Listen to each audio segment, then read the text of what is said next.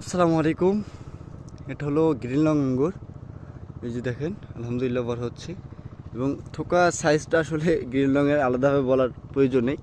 এটা প্রচুর উচ্চ ফলনশীল একটি ভ্যারাইটি এবং রোগ প্রতিরোধ ক্ষমতা সম্পন্ন একটা জাত। এই যে দেখেন, এটা থোকার সাইজটা অনেক বড় হয়। এই যে প্রচুর ফলন, আলহামদুলিল্লাহ।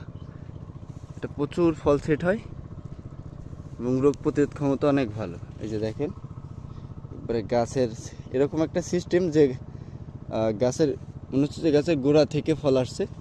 এটা আসলেই একটা উচ্চ ফলনশীল একটা ভ্যারাইটি। এই যে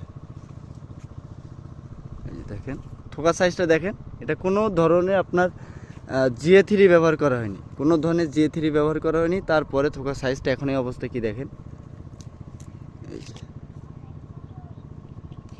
হলো গ্রিন লং। তারপর আরও আছে এখানে, প্রচুর ফলনশীল, আলহামদুলিল্লাহ প্রচুর ফল ধরে। আসলে যারা গ্রিন লং ফল খেয়েছেন তারা জানেন এটা মিষ্টতা সম্পর্কে, কারণ মনে করি বাইকনুর থেকেও এটা মিষ্টতা বেশি, এরকম একটা অবস্থা।